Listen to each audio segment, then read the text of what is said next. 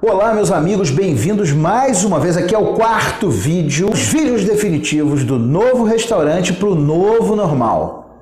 Bom, a gente já fez nos 3 vídeos anteriores, esses 3 vídeos que a gente fez aqui, a gente falou primeiro sobre a situação, né? A situação que a gente vive, novas demandas que estavam por vir. Isso foi um pouquinho antes da liberação definitiva de vários lugares do Brasil. A partir daí a gente foi conversando sobre os novos pactos que os restaurantes precisam ter. Por quê? Porque a gente olhou para trás, verificou, fez uma autoanálise do setor e o setor tinha práticas muito antigas, práticas de 1950, 1960 que a gente não se desenvolveu.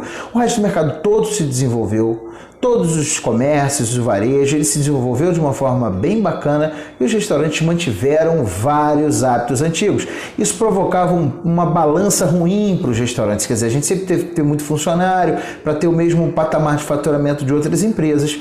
E a gente precisa mudar isso agora, porque o cliente demanda uma nova empresa e essa empresa a gente só consegue entregar se a gente tiver um novo normal, né? E aí foi esse o motivo do segundo vídeo, um novo normal. Essas novas demandas dos clientes, o que eles querem, o que eles não querem, o que eles acham que querem, o que eles acham de verdade que querem e não querem e querem outra coisa.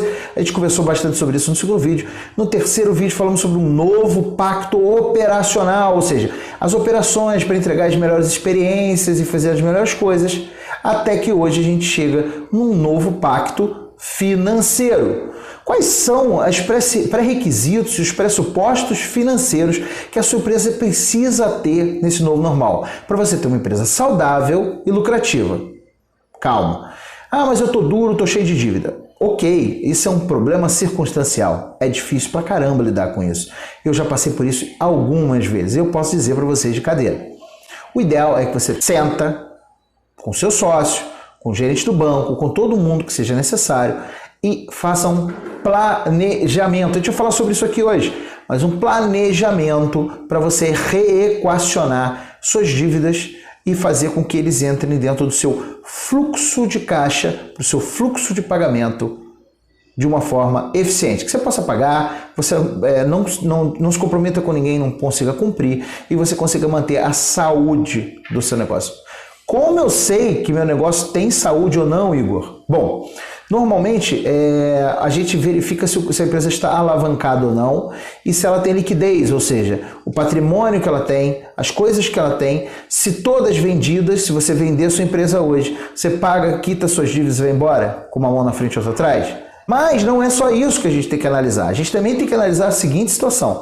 A gente tem que analisar se a empresa fatura o suficiente para pagar suas contas. Se sobra dinheiro, nem sempre sobrar dinheiro significa lucro. Mas eu quero começar por um ponto inicial fundamental. Se a gente está falando de uma demanda de profissionalização, se a gente está falando de um momento em que a gente precisa de profissionais gabaritados e pessoas legais, contrate um bom operador financeiro. Isso mesmo. Se não puder ser um dos sócios da empresa, um sócio que se dedique à parte financeira, contrate um profissional. Um profissional que tenha voz para dizer, vamos fazer isso e não aquilo. Essa é a primeira dica de ouro, anota aí.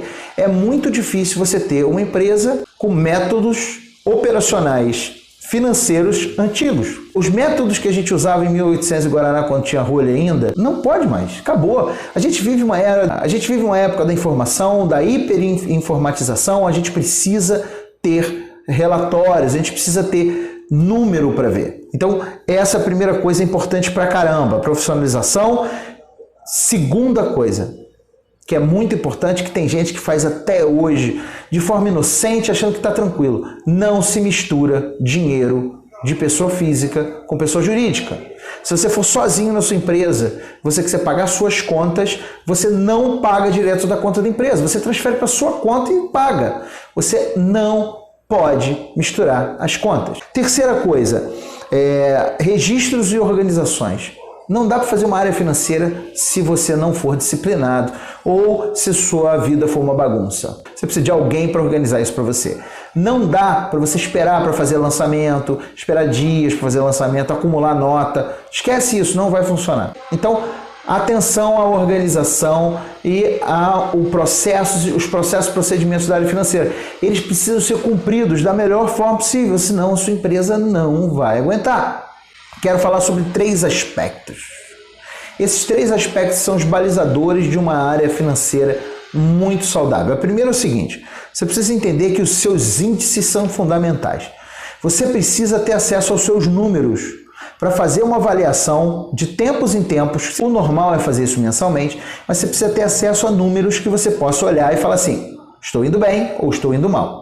Para isso, é fundamental que a área financeira gere esses relatórios, seja através de sistema, seja através de um sistema de planilhas em Excel. Importa que você tenha um método para que você tenha acesso a esse número. Você precisa saber seu CMV, o custo da mercadoria vendida.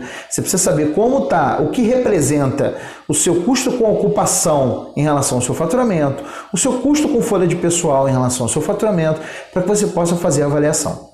Você precisa ter números, por exemplo, um DRE, que é um demonstrativo do resultado do exercício, mensalmente, que expressem 2 situações diferentes: regime de caixa e regime de competência. Vocês lembram quando aquele português colocava o lápis aqui, fazia a conta no papel, ele fazia tudo que entrou com tudo que saiu. Esse é o famoso regime de caixa. Tudo que entrou nos caixas da empresa e tudo que saiu dos caixas da empresa.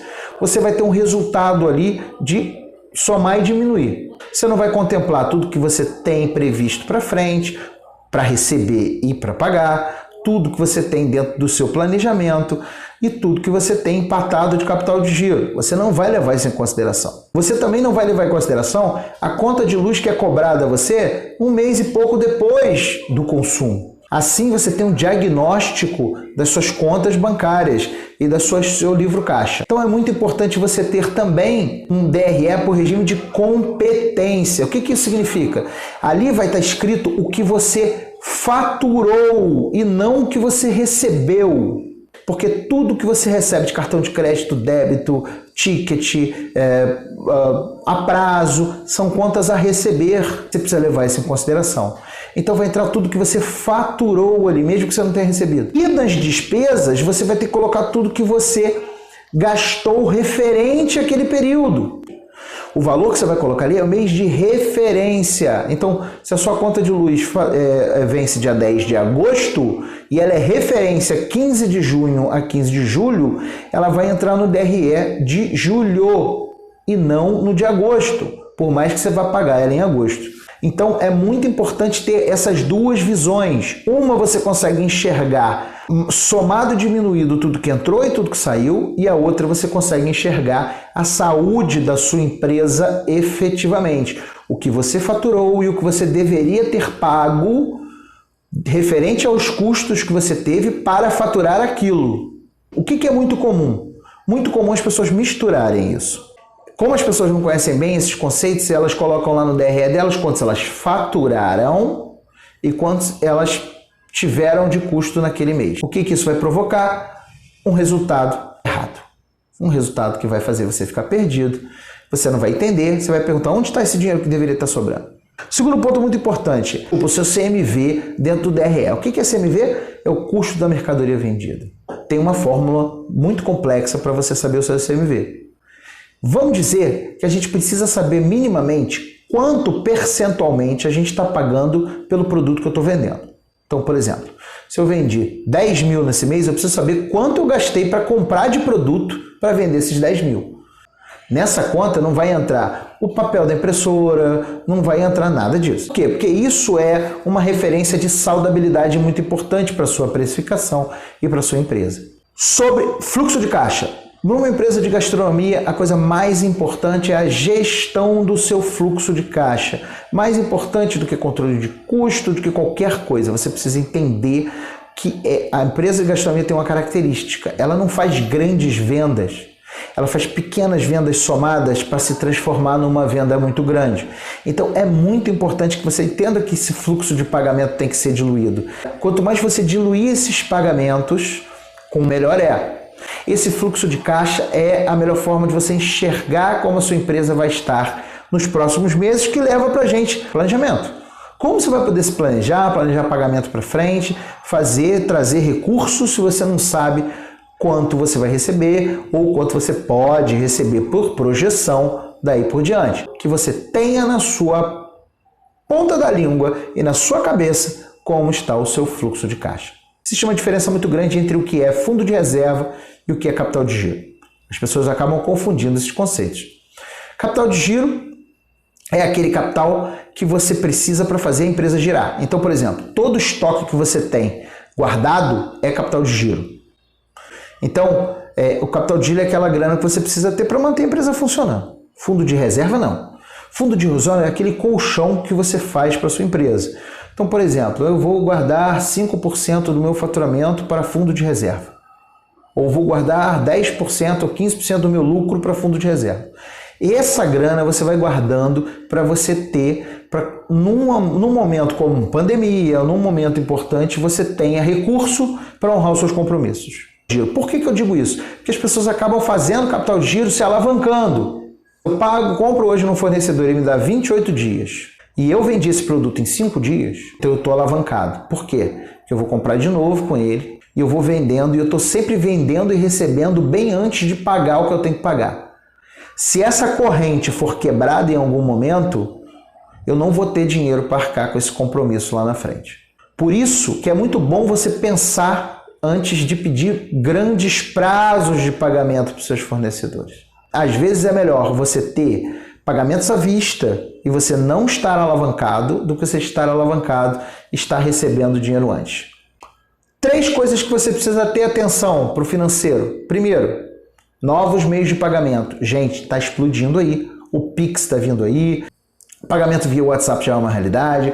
O pagamento via como é o nome daquele outro aplicativo, gente? Como é que é o nome daquele outro aplicativo?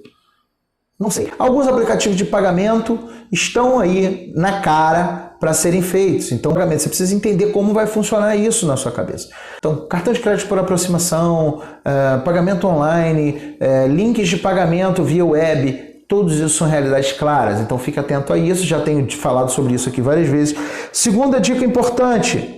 Sempre cuidado para não se alavancar, como a gente falou aqui agora. É melhor você ter menos prazo de pagamento, pagar à vista e ter dinheiro sobrando em caixa do que o contrário. Porque lá na frente você pode ter que colocar e não é isso que você quer. Então é melhor sobrar no final do que você ter que colocar no final. Beleza? Terceira dica de ouro. Não seja o operacional e o financeiro. Eu cometi muito esse erro. Se você é o cara da operação, não seja o financeiro. O cara que paga, que compra, não pode ser o mesmo dono da chave do cofre. Entenda que isso é muito importante para que a gente consiga profissionalizar. Só tem uma situação a qual você pode ser assim. Se você precisar muito, e aí você vai ter que ser muito disciplinado. Então, eu não recomendo que a pessoa que seja operação tenha a chave do cofre e faça os pagamentos. Tudo bem? Muitas coisas hoje, o vídeo de hoje está muito longo, está muito rico, cheio de coisas, então é uma área muito delicada, é uma área muito interessante, porque é onde reside o resultado do Viu Metal para a gente no final do mês, mas é uma área que é menos profissionalizada do que as outras, então é a hora da gente profissionalizar isso. Não entendeu boa parte das coisas que eu perguntei? Pode me perguntar. Eu não sou especialista em financeiro para te dar um curso, mas eu posso te recomendar cursos interessantes de financeiro para que você possa saber e você ter essa visão do big picture, holística da sua empresa. Tá bom? Semana que vem mais um vídeo, acabando quase essa série para a gente falar sobre esses novos restaurantes novo normal. São condições sui generis, condições que a gente só vai ter agora para que a gente possa alavancar e crescer e ter lucro nas nossas empresas. Então, muito obrigado. Já sabe, segue lá, @Igor Maurício Barreto no Instagram. Se inscreve no canal do YouTube, o Igor M. Barreto. Pode botar youtube.com/Igor M. Barreto. E segue lá a página, a fanpage no Instagram, Igor Maurício Barreto. Muito obrigado. Vejo vocês semana que vem.